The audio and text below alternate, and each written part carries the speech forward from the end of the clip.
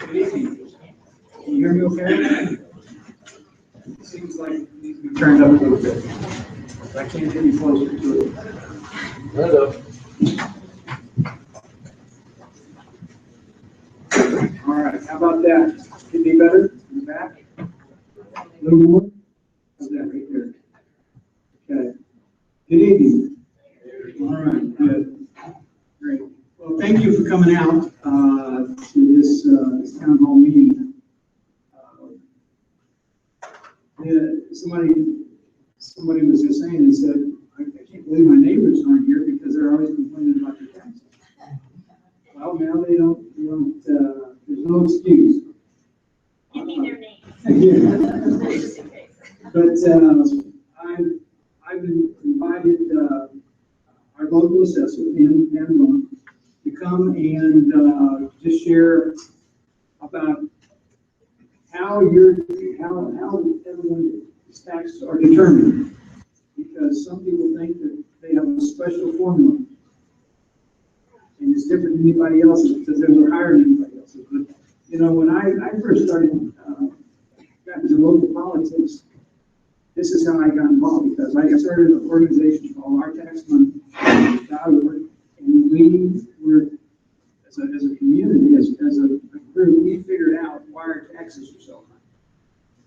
And we found out that the majority of the taxes, 60+%, go to schools, and that some of the people we complain about the most got the least amount of money. So even though it was the city that we were mad at, the city was a fractional part of it. And then we figured out that it was more than just the city and the schools. People had 6, 7, 8, 9, 10 taxing bodies on that tax bill. And so I think it's good for everybody to know how their taxes are determined. And at the end, I'll answer one of the questions that somebody asked, and that is, are our taxes higher or lower than Chicago?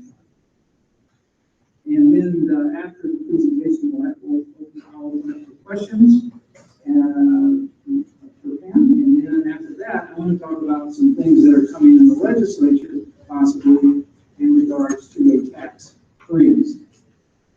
And explain what that is, what that will entail. All right, so Pam.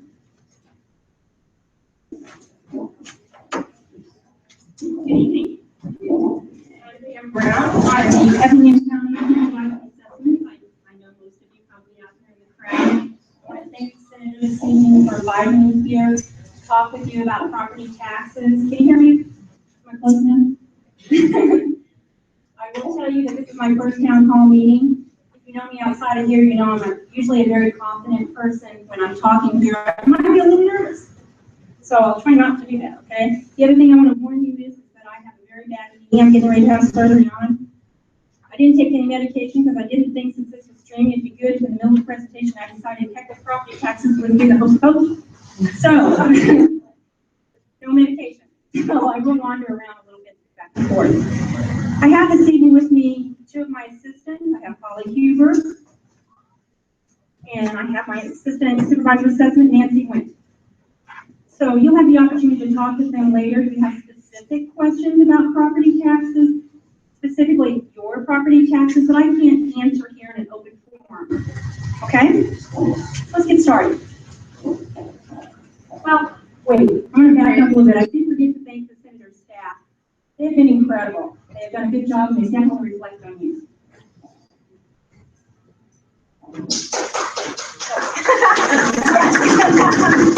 That was them laughing too.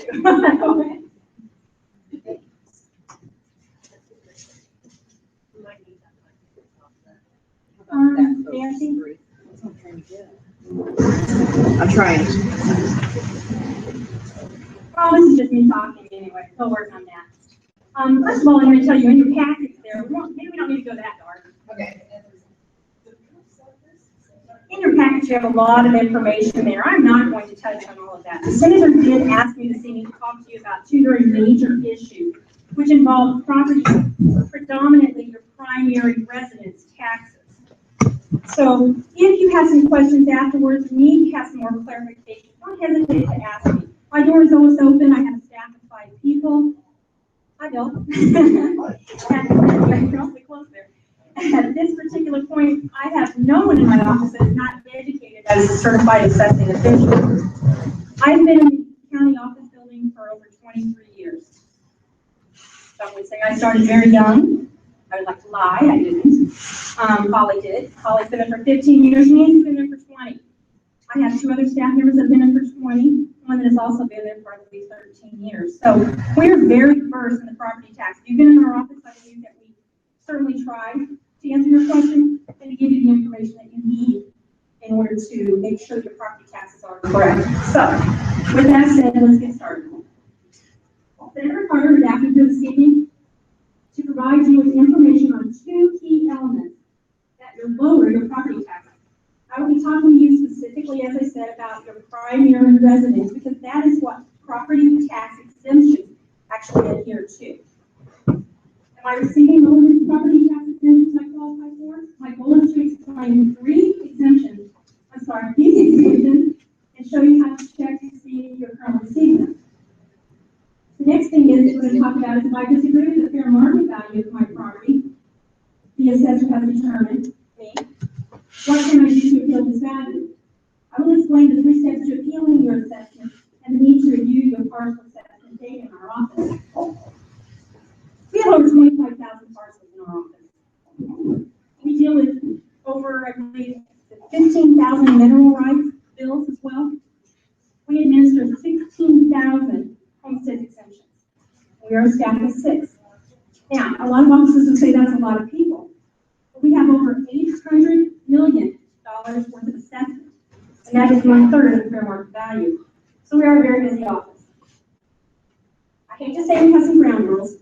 Anytime you have a meeting, you have to have ground rules. Hold your questions until the question and answer period after the presentation, because if not, I'll lose my train of thought. We might be doing that hokey again.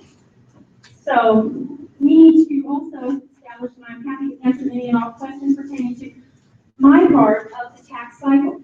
Am I versed in the rest of it? Yes. I've in 23 years. If I have not gotten versed with the property tax cycle and all the departments, I shouldn't be elected. However, to ensure that I can answer your question on specific issues involving your property or exemptions, I ask that you either see me or one of my assistant staff at the session, because we don't have all the proper information here to answer all of your questions specifically, so we will make sure that we contact you or invite you into the office in order to do so. So let's get started. We're going to start with something fun. We're going to start with a little tutorial on a YouTube video. Maybe.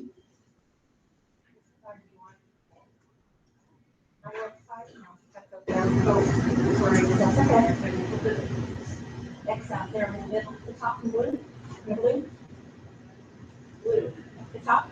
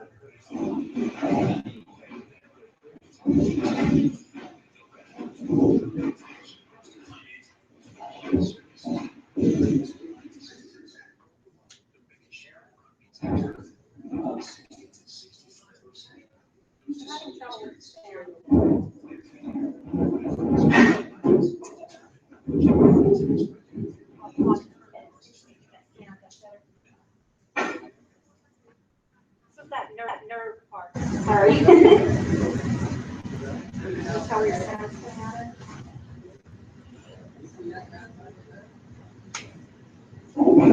Had it working earlier. It's called a property tax levy. So they determine what your share of that tax levy. I'm glad we didn't get it. Every piece of property has two values: the fair market value, the amount an assessor suggests you should sell the property for. Your actual selling price could be more or less. And the assessed value, which is the amount they use to determine your property tax. In Illinois, the assessed value on a single-family home or condo is 33 to 30% of the fair market value. In Cook County, the ordinance amount of the assessed value is 2% of the fair market value for residential up to 6 units. So suppose the county assessor values your property at a fair market value of $100,000. The assessed value is $33,330. The tax rates of each local unit of government are applied to that amount. Every 4 years, your property is reassessed, except in Cook County where it's every 3 years, and your property tax is reevaluated based on the new value your county assessor determines. So how do you know if the assessment of your property is accurate and you're being taxed fairly? First, check the assessed value of your property and see what properties you own. Then take the county assessor's office. Check to see how other homes in your area are sold recently. That can give you an idea of whether your property is being valued fairly. And finally, be sure the description of your home that appears on the assessment notice is accurate, like size and square footage. If you think there's an error in your assessment, call your county assessor's office within 30 days of receiving your valuation notice. Sometimes the mistakes are simple and changes can be made right away. Otherwise, you'll have to file an appeal with the county board of review. If so, make sure to contact that office to find the necessary documents, deadlines, and other instructions you need. Always check your tax bill, which you get twice a year, to make sure you're getting any tax relief you're entitled to, and that you're not getting any breaks you shouldn't be. For example, if you only live in your home as a primary residence, you qualify for the general homestead exemption, which automatically reduces the assessed value of your home to a maximum of $6,000 up to $7,000 if you live in Cook County. Other examples of exemptions you may qualify for are the senior homestead exemption, senior assessment freeze, home improvement exemption, returned veteran exemption, and disabled veterans homeowner exemption. Contact your county assessor's office to see if you qualify for any of these. And finally, when buying a home, be sure you know how much tax was paid most recently on the property. Previous owners may qualify for some of these exemptions.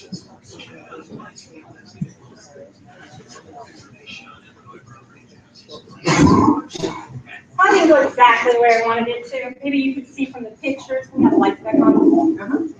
I apologize for that. Go to YouTube, you can look up under property tax in Illinois, and there are several videos that can kind of give you an indication. It's more of a tutorial. The Real Alliance is a company that actually puts out a lot of tutorials. Do I agree with everything they say? No, but being a tax assessor, but it is. And quite basically that was about it. We can follow by that. Was telling you, you should check your tax bill. You should always protect yourself. It's not that the assessor's office doesn't do their job. It's just the fact that, as I said, we do 25,000 parcels, 16,000 exemptions, and unfortunately, us as taxpayers, because I too have a home in Effingham County, we have to protect ourselves. So, if you own property that you're using as your primary residence and your permanent residence as of January 1st of any year, you may be eligible for significant tax filing on non-homestead, on the homestead exemption, maybe one or maybe even two. And what exemptions do? They remove part of your home's value from taxation. I'm going to stray for a second. We're talking about, the senator was talking about how the tax bill actually calculated. I'll give you a quick synopsis. But the first thing that we do is we have to locate your property. We start out by actually using deeds. We use aerial photography. We use property record cards we've had since 1968 and updated. We actually locate your property. Then in that turn, we send someone out, it's either a township assessor, or it may possibly be someone from my office that's going to come out, and at that time, they're going to review your property, make sure that the information that we're assessing is correct. We're there to view your property from the outside. Sometimes they have to ask you what's inside your house because of the fact that you can't tell where your garage stops, where your living space starts, or other things there. So we do actually have to look at other information. So now we've obtained the information. Am I wondering? Take it to my head. Is that better? In that particular case, the whole basis of your property tax starts with making sure that the information on your property record card that you're being assessed for is correct. Now, that's not something I was actually going to talk about this evening, but I believe it is the first step of the property tax, and you should be aware of that. And I am going to tell you how to make sure that your information is correct in a few easy steps. Okay? So we're going to go back to this exemption. So now we determine what the value of your home is. Or skip on about 20 steps. We're going to go right to your home. We're going to say, okay, your home is worth a certain amount of money. What are you entitled to as a property owner in order to deduct from that base before you are taxed against that tax rate from those taxing districts? So once again, you need to make sure that you occupy this parcel as your principal residence, or I need to make sure. You must either have ownership of the parcel or a legal equitable interest by some type of instrument. For example, as we get older in life, we may possibly deed our house over to our children, but we may keep a life estate so that we can actually have an interest in the property. You may own the property in a trust, but you can only qualify on that parcel and no other throughout the state of Illinois. Or, as maybe some of you know, we have homes in Florida, anywhere else. So, what are these magical exemptions that I keep talking about? This was the point I thought Kurt Meeker was going to do the flash bomb, but he didn't do it. So we're going to go to the magical exemptions. General homestead, owner-occupied exemption, probably the most used exemption in the county because not all of us are 65 yet.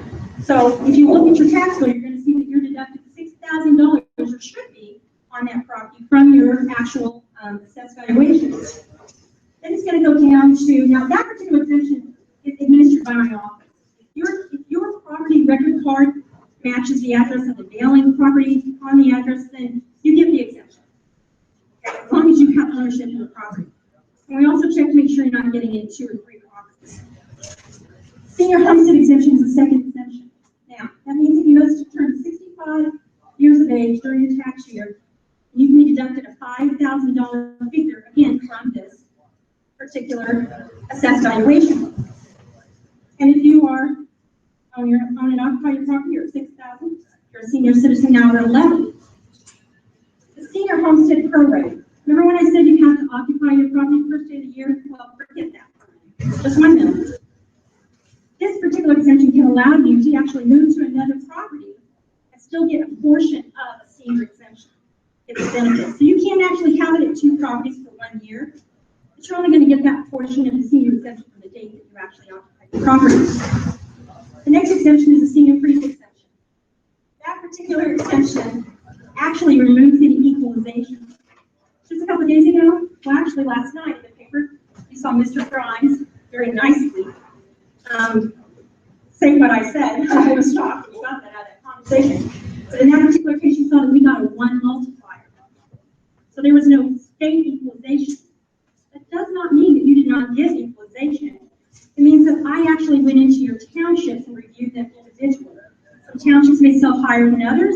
They may be, can actually be the focus of attention for that particular year. It may be lower selling than others. So therefore, I have to adjust the township individually,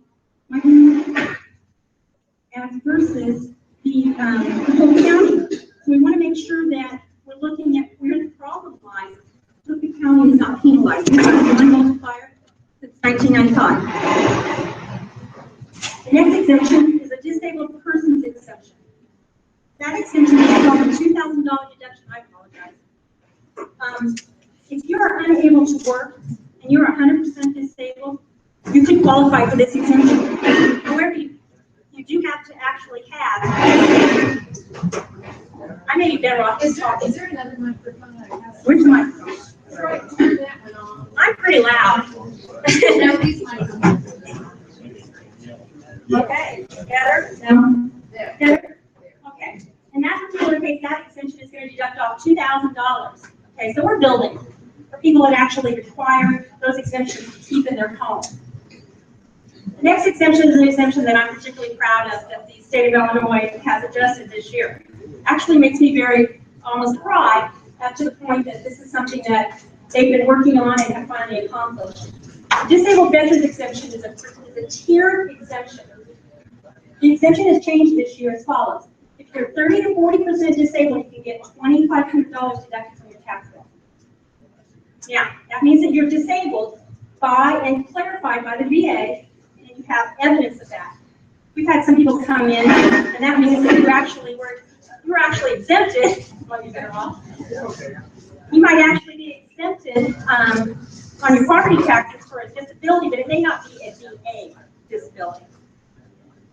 The 50 to 69 is the $5,000 category, and this year, 70 to 100% allows the disabled veteran to be exempt from property taxes altogether. It's a wonderful exemption, and we thank. I know you're voting for it. Very nice. Yes. We will fight for that. Now, however, there's a very strange little caveat on that that says that you can't have a home that's over $250,000 in assessed value. We might laugh down here, but that's not the same case in Lake County or some of the others. The next one's another wonderful exemption. It's a returning veterans exemption. You might think we don't have a lot, but we usually have one pretty much every year rolling in. That particular exemption allows a $5,000 deduction for a returning veteran from active duty in the year that he returns, if he owns a home. If he buys a home in that year, he can receive it for the second part of that consecutive 2-year term. Because again, remember, you have to own the home the first day of the year. The home improvement exemption. The home improvement exemption is specifically meant, very smart, as to the fact for you home improvement construction people. But in that particular case, we want you to build because for 4 years, we're going to give you an improvement exemption in order to help offset that actual growth of your property. But of course, we're going to reap the benefits at the end of that 4-year cycle. That doesn't matter because you added value to your property. So, what does this mean? Does it really help me? Well, it helps me, I got the job, but it helps you as well. Let's look and see how that works. This is your tax bill. I'm going to scoot over a little bit, Holly, Michelle. This is an actual tax bill. This is a tax bill you get, and you're going to unfortunately be getting in a month. Okay? I think we're good. When you get your tax bill, take a look at it. Look at that fair cash value at the top. We're going to talk about that in a minute. This particular person who we are protecting actually has a $92,980 fair cash value. It's very important for you to know how much the home is worth, according to me. Well, these guys do. At that time, you're going to look and you're going to have a lot of information on here. It's going to tell you how many acres you have. It's going to break down my assessment into land and building, and then as the state mandates, I'm going to give you an assessed value of 1/3 of that fair cash value, because that's all you're going to be taxed on. So $30,990. The state multiplier in that year, 2014, was a 1. And then we have the equalized value of $30,990. Okay? After that, the exemptions start. So you got deduction, starting in yellow. This particular homeowner gets $6,000. The next exemption is a $5,000 for lasting owner occupied. The next exemption is a homestead exemption of $5,000. The next exemption is the freeze exemption, which is that stabilizer. So if you're over 65, I think we missed that one, didn't we? If you're over 65 and your income is less than $55,000, you may qualify for this freeze. And what that freeze does is it actually stabilizes your exemption. So that deduction in that category is from the fact that maybe that township multiplier I was talking about has been added to your property. So therefore, this person may have been on it for a while, and it's added up to $2,750. They're stabilizing their assessment. Again, that's a household income of $55,000. The next exemption that this particular person has is a disabled exemption. So they have the disabled person exemption. So they stacked a lot of exemptions. You don't see that. I just did this on purpose so that you can see what it does. And you can see as that deduction down there comes to that net taxable value of $15,240. This is in your pamphlets as well. But what does that mean? It means they pay taxes on $1,106.72. And they pay their bill, thank goodness. Let's move on.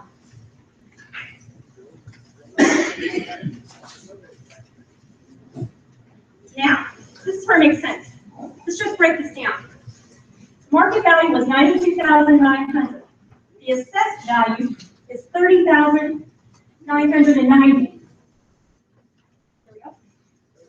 They already deducted off that $6,000 for that owner occupied. They already deducted off that $5,000 for the homestead. They already deducted off that $2,750 for sand freeze. They already deducted off that $2,000 for the single person. Gave them a net taxable value of $15,240.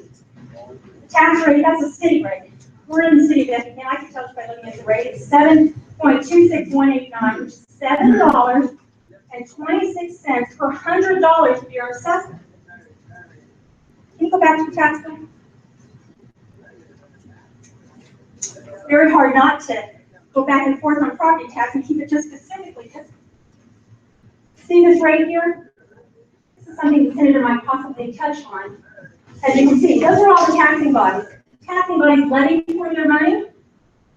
I took my valuation minus all these exemptions, and they came up with how much they could receive on that current rate. The aggregate total was $7.26. And that's the amount that they received from this individual tax bill. What do you see? Effingham School District 523, the school actually gets 60% of the tax bill, because that's the way that we fund our schools in Illinois.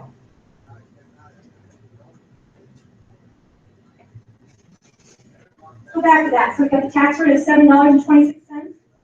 If this property did not receive any exemptions, that means that the assessed value of $30,990 would have paid a tax bill of $2,250.46. The owner occupied took off, according to that tax rate, $435 in taxes. The homestead exemption took off $363. Sand freeze took off $199. The disabled person took off $145. Now, as you can see, the descending scale, that's because obviously one has more exemptions than the other. We get down to the fact that they actually paid tax of $1,100. They were deducted $15,000 assessment. They were deducted $1,100 in taxes. So you can see how important it is to ensure you have all of the exemptions that you qualify for. Now, that's a high tax rate. You may live in a rural area. Does anybody here live in town? Bill, me? Okay. Their tax rates are that high. Are they high? Maybe not as high as some areas. We're talking, he's going to get into a conversation about Chicago. You have to realize that, yes, comparing taxes in Chicago, what's their assessed valuation? I doubt that this house would be worth $96,000. Chicago, more like about $300,000.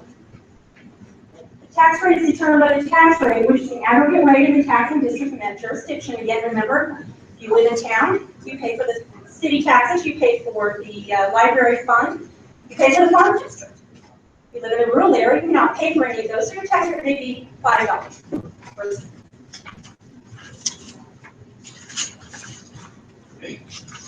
Now, we're out of exemptions. We will check on that. I do invite you all to come into my office at any time. I'm also going to show you another quick trip to go to check to see if you're getting your exemption. And on any other property, you have to check as well. See if you're getting, if your assessment is what you believe it should be. Just a little humor. This is how you see your house. You have a nice home. You probably enjoy it.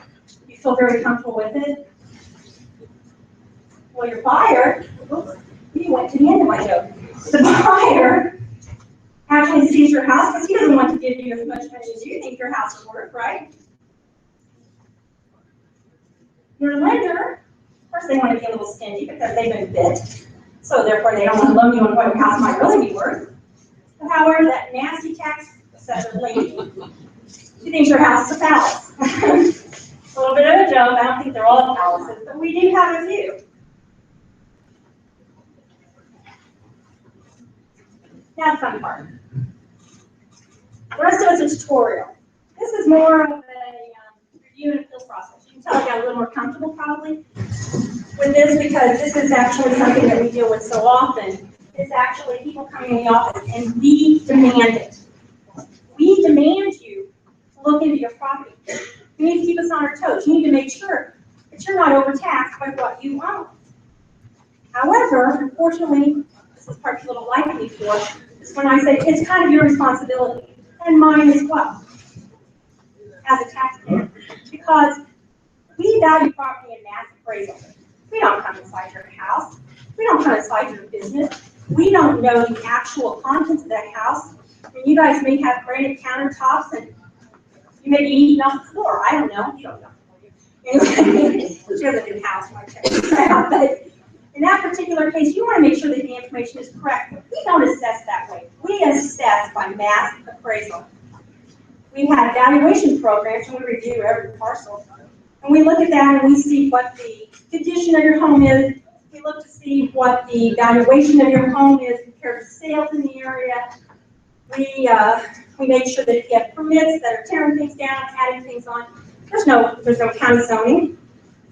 We have a lot of reviews because somebody may add something and it may be a couple years before it catches up with you. We certainly try because we have down-pat area photography.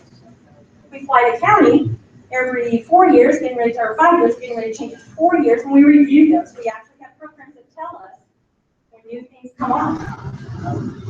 So with that said, you need to double check to make sure you're assessed for the right things. I rarely have someone come in and tell me, first of all, that they added a 30 by 40 addition that I need to add it to the property record card. I don't think you've ever had that happen. Never. I'm funny. What's wrong with you guys?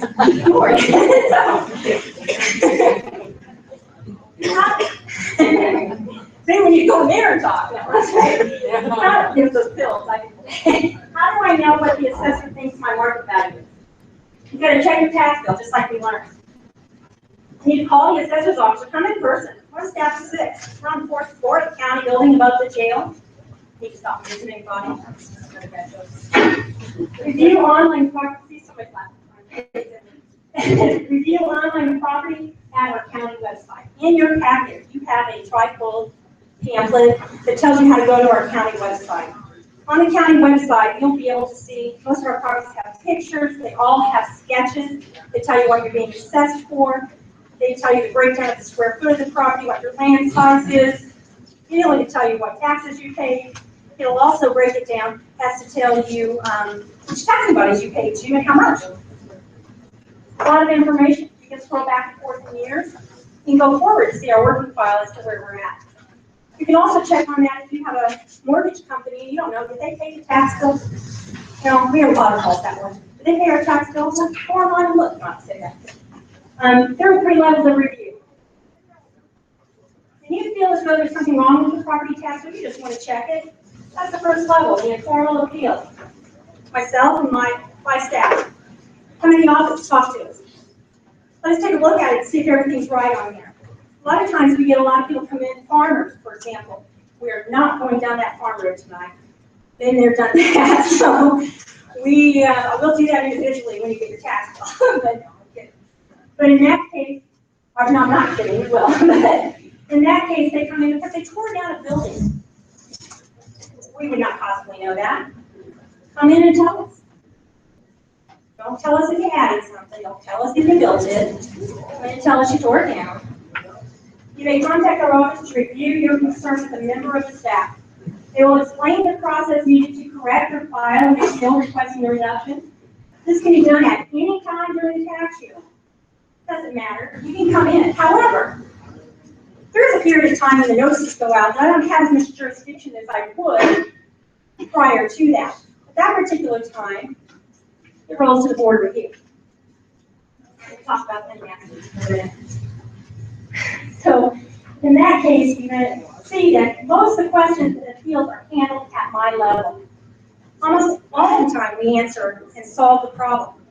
So if you have questions or if you have an issue, have someone in the audience, I know they had land that needed to be reviewed. They put in a subdivision and they had land that needed to be reviewed.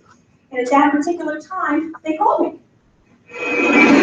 What did we do? We worked on it. Did we not? We solved that problem. So that is exactly what we need to do, is for someone to call in the office and double check. Don't sit back and complain about it. Don't go to McDonald's, where most of the business is conducted. Come to the office and talk to us. You can go to McDonald's. You must file within 30 days of the assessor's publication notice.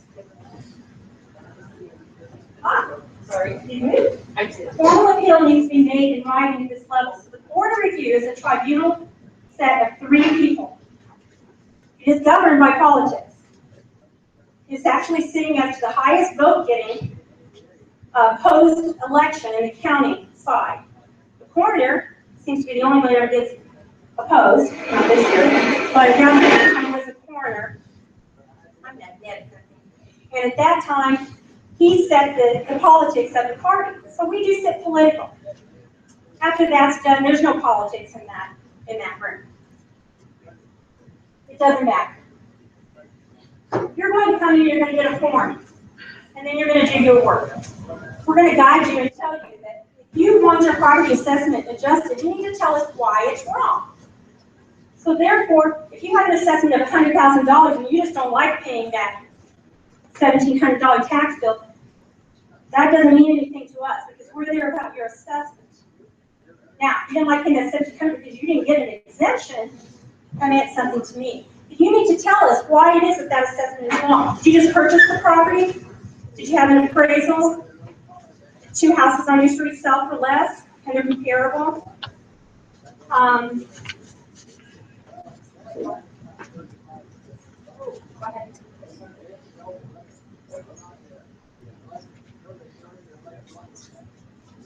It's a good idea if you're going to start comparing properties.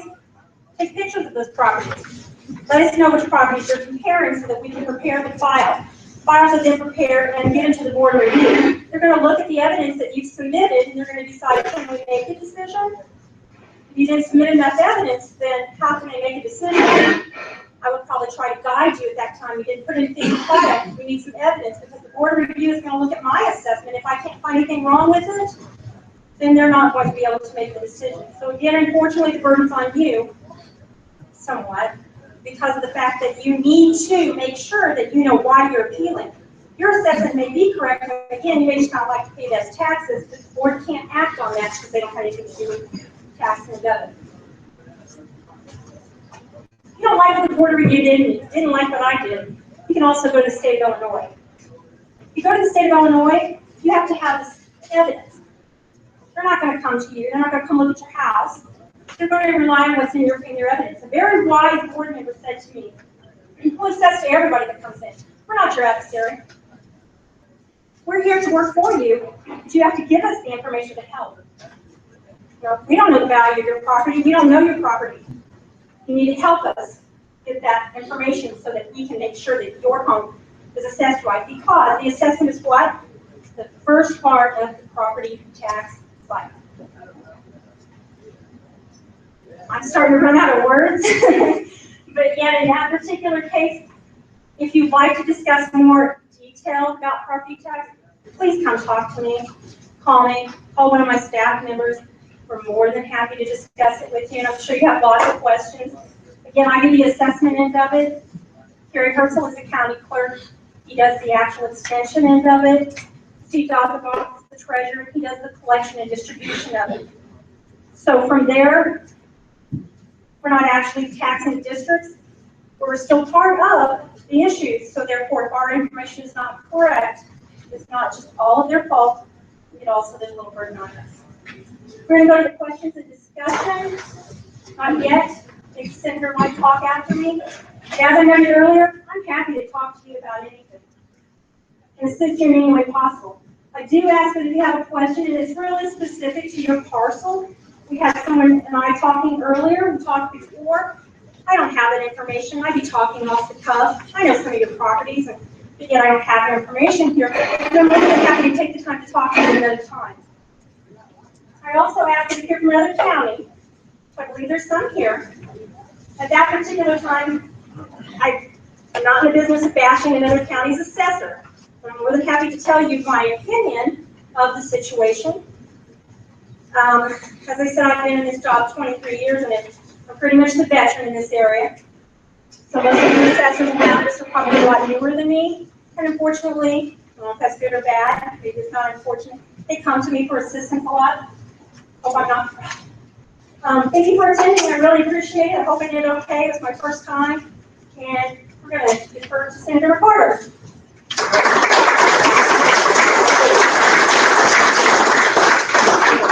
Questions in regards to how your tax bill is figured?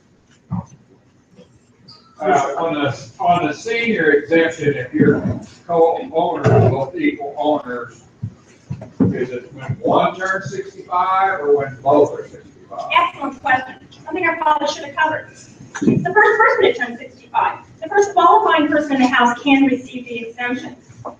Two issues I didn't cover now because it just popped into my head. In that particular case, you can even set a senior freeze base.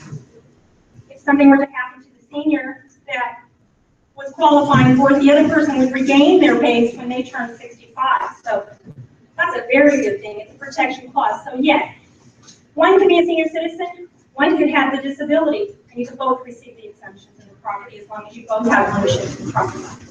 Answer your question? Kurt? Just two things that you mentioned.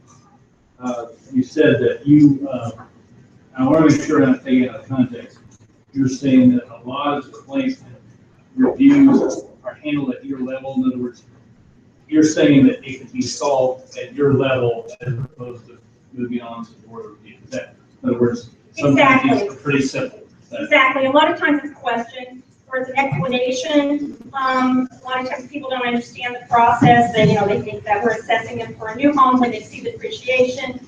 They may compare to the neighbors. I have had, like I said, I've been in there for a long time, and I have people come in and say, well, my neighbor said their taxes were this, and I'm paying that. Well, let's look.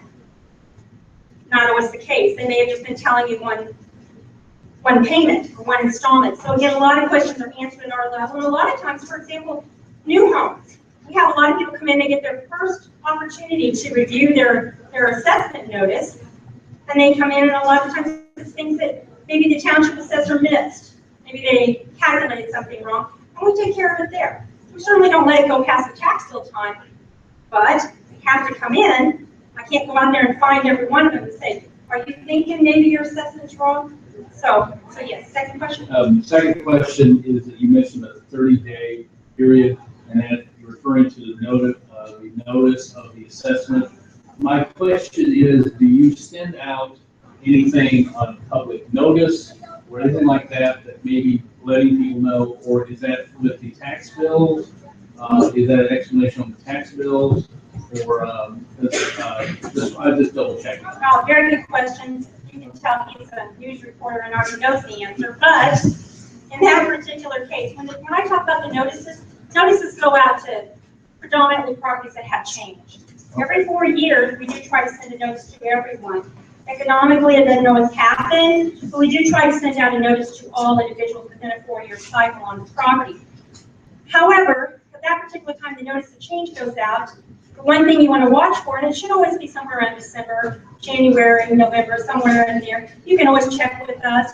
We actually set a board review list, and if you'd like to have a notice sent to you when the board review comes in session, you don't have to sit and watch the newspaper. But we do publish in the newspaper. There's actually a legal document that comes in the newspaper that tells you the time frame, that tells you when the 30 days is. It goes through everything. And then there's these wonderful long lists that nobody understands. You see them, cost me a fortune.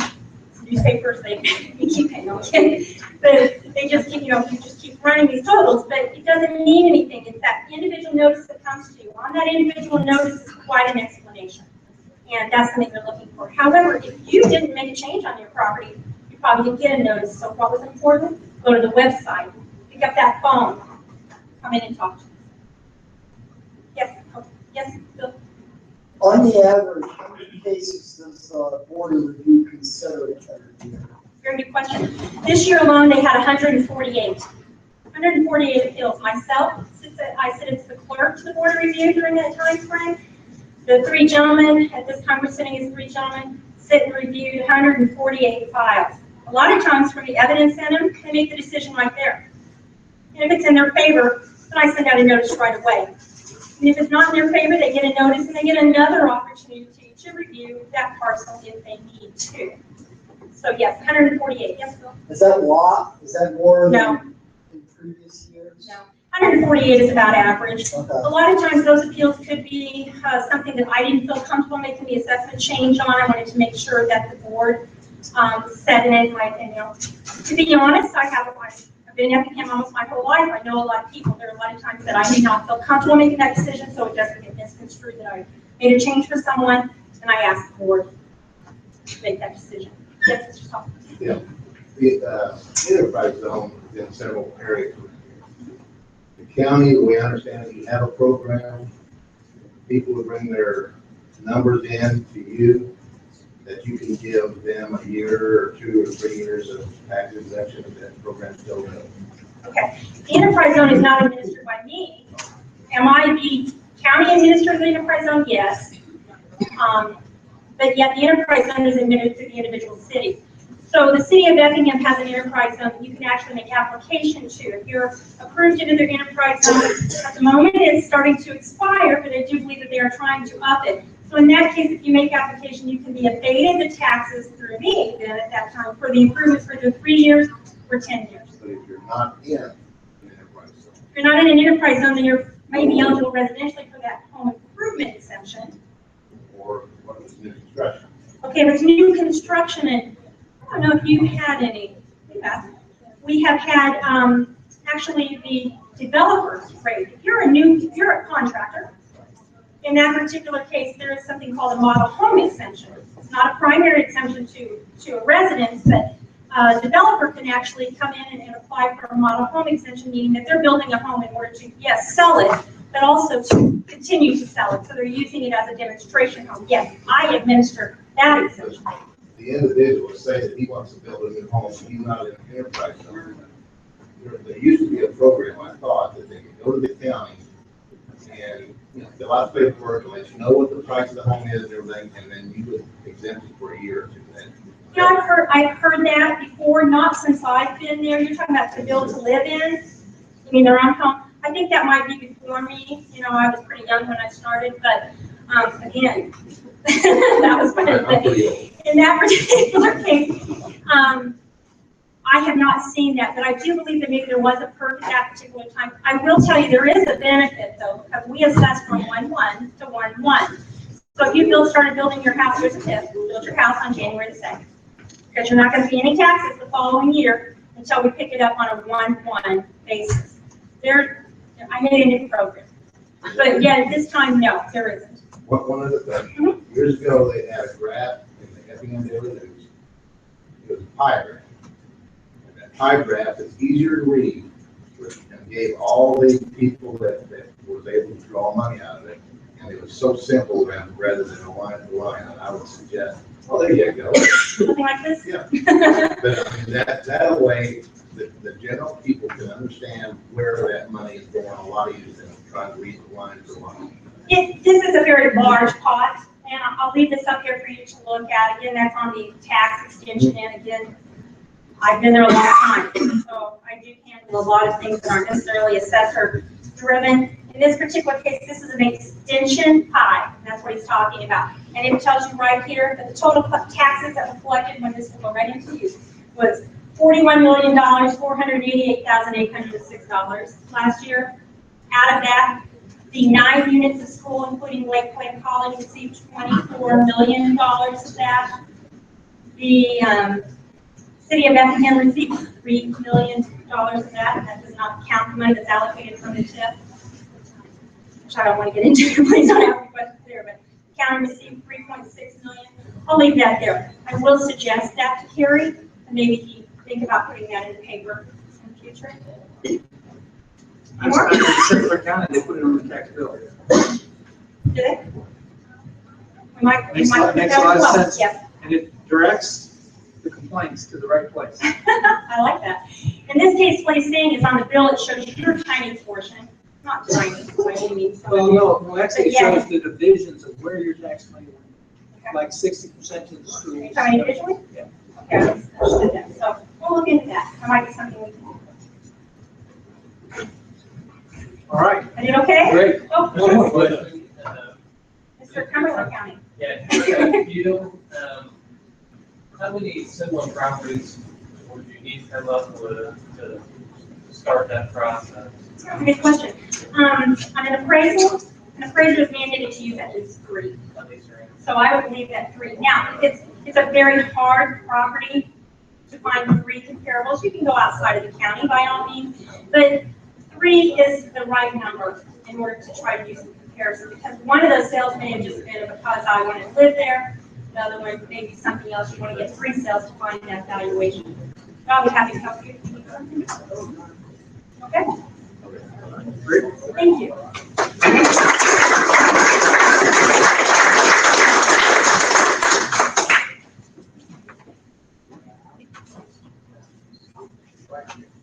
Okay. So I hope that was helpful. Now, I'd like to talk about a little bit about some of the things that are being discussed in Springfield in regards to property taxes. Believe it or not, there's been a few people that have left the state because of high property taxes. And it's a big factor. I mean, I always thought about this. No one ever goes and buys a home with property taxes that they can't afford at that time. Think about it. When you go to buy a house, you look at what's the bank, what's the principal going to be, what's the interest, and what's the insurance going to be, and what are the taxes going to be. And you make the decision at that time based on what those taxes are.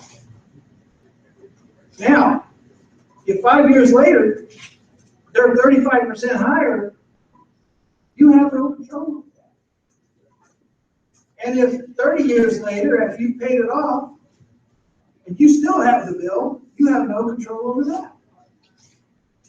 So, property taxes are an issue. Now, I don't think that the state of Illinois is going to reshuffle this deck on how we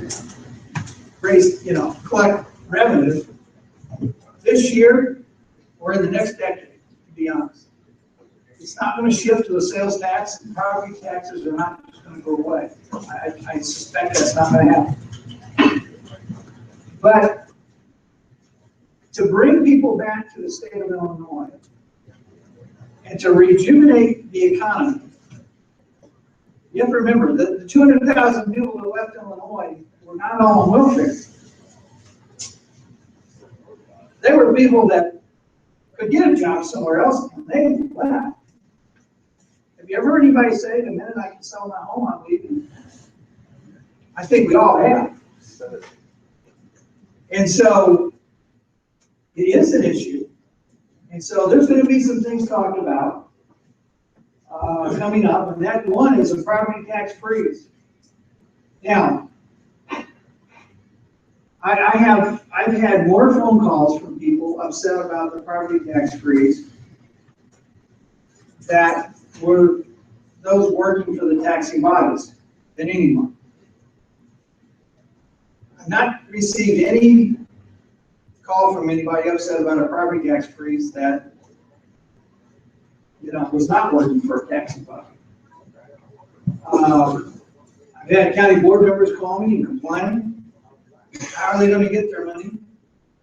And I think we need to step back and look at this a little bit. And probably a lot of us have always said we like smaller government. Everyone wants to cut the budget in the state. Just don't cut me.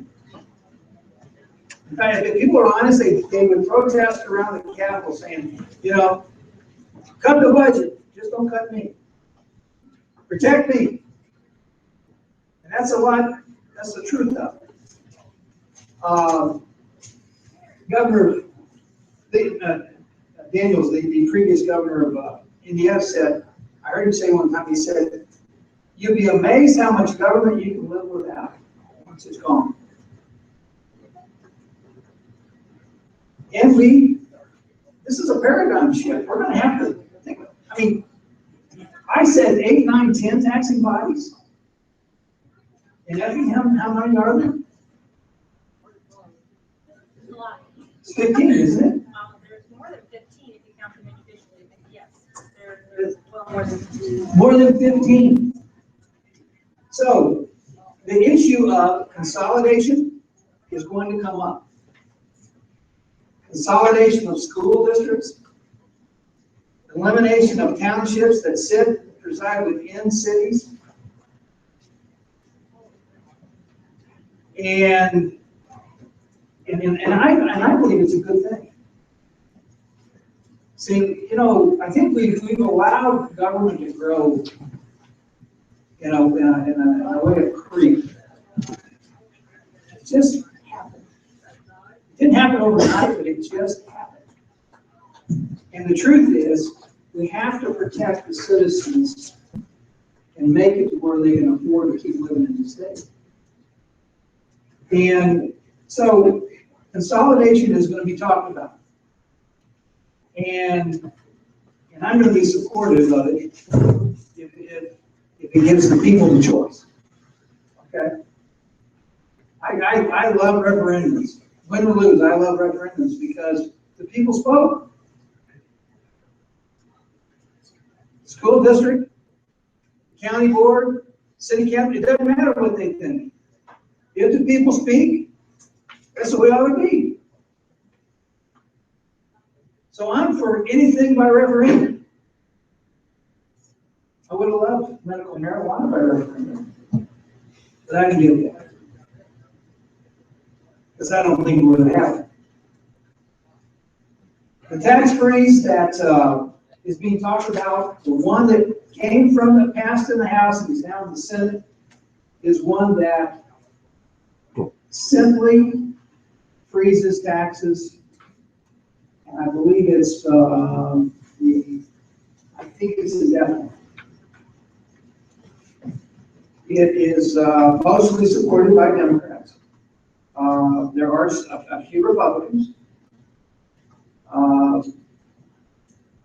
It applies the PTEL, which is the Property Tax Extension Limitation Law, to all counties, of which there's now about 40 right now, out of the 102.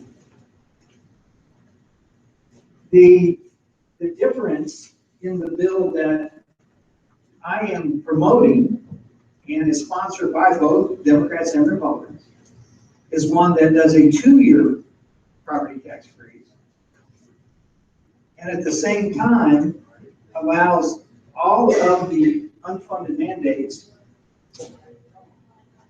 to go away in same government. So if you choose as a school to not pay prevailing wage on a new extension of your building and hire local contractors, you can do that. I have school districts in the Senate district now that have passed that on their school board already, saying that they want to be exempt from the prevailing wage. If you don't want to, you don't have to. It's not a mandate, it's one that gives you that option if you want it. It allows you to deal with the collective bargaining in the way that you want. Some of the mandates for schools are huge. Driver's ed, mandate. Special ed levels that are higher than the national standard. No flexibility. And so, mandates for universities are huge. They provide a tremendous amount of freedom to lower the cost of government. See, you can say you want smaller government, but if you don't allow them to be smaller, it's not going to happen. So this is going to have to happen with all of us. You know, they say the hardest thing to kill in education is a mascot. So when you start trying to consolidate schools, it's not an easy thing, because everybody thinks back when they were a kid, right? That's the way it was when we were kids. But we're going to have to think differently. And so these are some things that, you know, when you hear about non-budget items that are being discussed and negotiated, these are those types of things. The property tax freeze, consolidation of government. I mean, it's possible that they're going to take place. And so, another thing that's being talked about in this discussion over the budget is parity or fairness. And the answer was given about Chicago. We tax at a third of that market value. They tax at 10. Now the commercial is a little different. And they say, well, you know, as you said, that home is worth more in Chicago. Well, to be honest, I really don't care. Fair is fair. And if you choose to live in a place where you have a greater earning potential, the value of your house is obviously going to be different.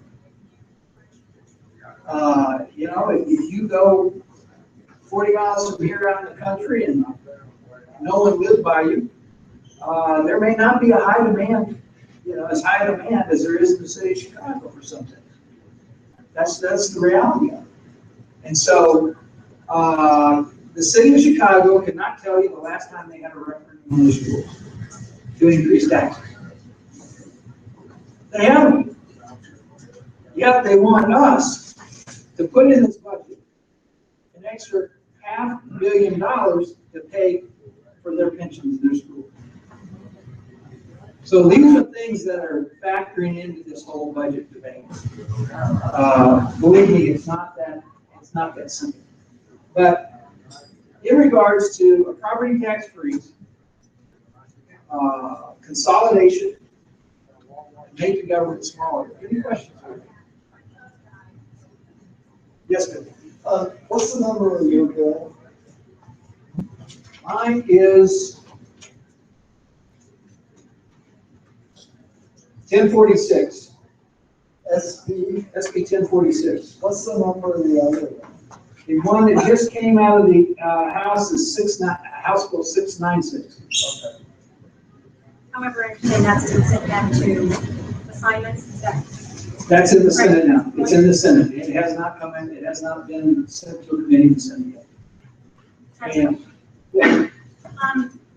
Just from the tax end or from the assessor's end of it, I think the county end, you have to understand that a property tax extension limitation does not refer to assessments, it refers to taxing districts. So the concept of the bill is actually, maybe it's not a question in a definition, sorry. It's actually saying that they're going to limit, as these other counties have adopted these policies, to the increase that the individual levy can do. So for example, when we see that the school district, correct me if I'm wrong, the school district is levying, and they're using their truth in taxation, I believe they went up like 7.9% this year versus their 4.99 limitation with, and we are not a Pito County at this particular time, but this law, or this referendum bill actually states that they can only go to 0. So whatever they levied for prior to in that particular fund is all that they can levy for again. If it's $4 million, that's all they can levy. Now, what they can still gain is any new assessed value coming into the area. So if someone puts up a new building, that amount is actually assessed and taxed at the same rate and is included. Because it's a new adventure for them as well. 696 has a 0% growth. 1046 is CPI, half of CPI. CPI last year, correct me if I'm wrong, is 0.7%. You know, 0.7%, half 0.35% versus 7.9% increase on a 10%, or I'm sorry, $10 million levy. Big difference there.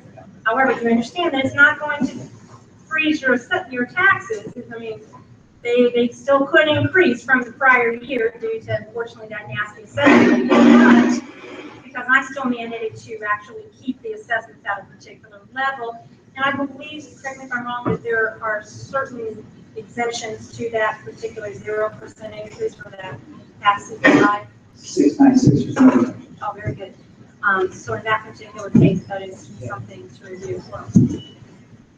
Question? What about, farmland and wooded land? Is there any big changes one way or the other on that? You know, We'll talk about that. farmland is assessed in a whole nother way. In fact, how I have to ask you this, how does Pito affected? It's not affected by the way farmland is assessed. I don't believe. Don't get confused. Pito only restricts a taxing district. Doesn't restrict the actual assessment and does, my last, I'm sorry. It's Assessment got property. that assessed value on farmland is determined in a whole other way. Your And farmland, it will continue to be determined that way. It's the taxing bodies that are not able to take more, and demand more. That's what the freeze is on. The freeze is not on the valuations. The freeze is on what the taxing bodies are able to get. Yes, sir. Just to make sure that we're on the terminology and we've had an explanation of the assessments. Detail, from what I experienced, because I worked at the Polk County, the newspaper there, they had detail affecting them. Basically, it's talking about the tax levy, you can't, or your extension, you can't increase your extension. And I think it was at that time 5%. It put a limit, and it said you could not increase that, and no matter what, no matter what emergency. And so that assessments did not necessarily fall to play there. But Right, and in 696, it takes that 5% down to 0. yeah, so as you say, you're taking it from 5% with that one, you're going to go down to 0. So in other words, you're staying even. That's right. From then on. So. And 696, I don't believe there's a time limit on it. My bill 1046 has a 2-year limit. you can actually go to the Department of Revenue's website and actually look up that Senate Bill 1046 and read that particular verbiage. ILGA.gov.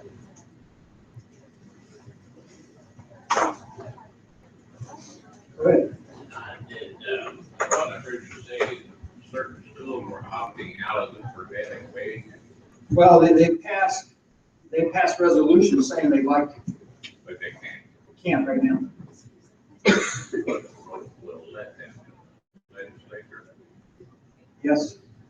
I mean, one of the things that I put forward right now is a pension cost shift to the local school districts in trade for all those relief of mandates. And, well, the local local schools, K through 12 right now, they, the pension portion is paid by the state of Illinois. That matching part is paid by the state. If you shift that cost down to the locals, okay, it's going to increase the cost of local schools. It's over a 7-year phase now. They take 0.5%, 1, 2, 3, 4, 5, 6, 7. It increases the cost locally, but they're given the relief from all the mandates. The drivers have all those things, which in most cases is greater than the cost that they're taking home. And so that's another thing. Any other questions? We've seen the news, the superintendent of schools that we're discussing coming to Springfield this past week, their concerns on that. Governor Brown originally had some type of bill that he was looking at with the property tax that would again allow state funding to come back to the schools in a different way if we were to do this 0% or in your case of your bill taxes, low CPI. No, right now, what the governor has proposed is a 100% funding of the general state aid. That's what he proposed. Now remember, last year, right now, the schools have been getting 95%. So what he's proposing is a 5% increase in the state general aid versus what was proposed by those from Chicago, which was a $900 million increase in funding. The problem with that is we don't have it. Simple problem, we just don't have it. And in addition to that, was another $500 million for the thing. So what the governor has proposed is 100% funding of the state. No revamping of the formula, changing it as it's been proposed. Go ahead. On this magnitude of $73,000 home, their tax bill for the year was $1,100.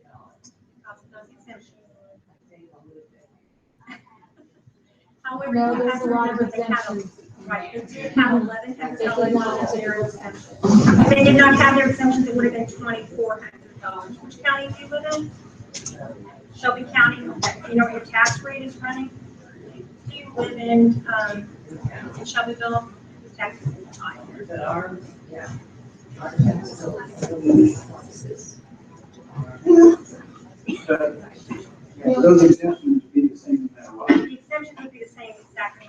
Those exemptions are not just for Effingham. Those are statewide. This goes along with exactly what the senator is talking about as to the fact that a more densely populated area, higher valuations of homes is going to practically yield a lower tax rate for the same home that is in a smaller area, because you're still paying the school district, you're still paying the government, you're still paying the fire protection.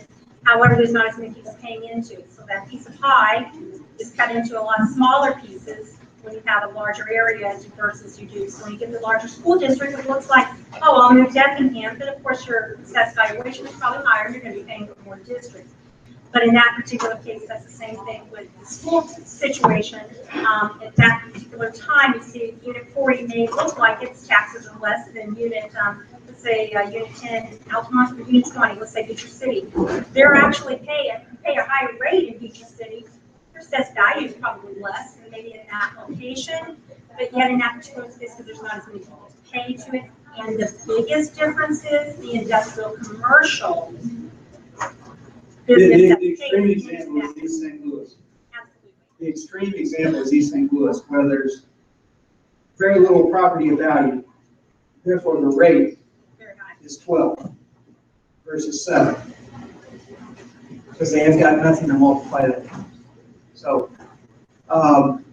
okay, well, one thing, just so everybody knows, on my Facebook page, you can, there's a link to the YouTube presentation that you couldn't hear so well. It's on my Facebook page. And so you can go on that, click on the comments, and it'll be right there where you can listen to it right online. Also, this whole presentation that Pam provided is going to be there as well. And I hope that you benefited from this. We have a tough road ahead of us in Illinois. And it's going to take people thinking a little differently. And change is difficult sometimes. But I do believe that we can make government smaller. And it could be a little uncomfortable as we do it. But we'll have plenty of open conversations like this as we make the changes. And I believe it's worth saying. And not. So we're obligated to get this under control and put our state back in the right direction. So thank you for coming. If you have specific questions for Pam, you can meet her out front here. Have a great evening.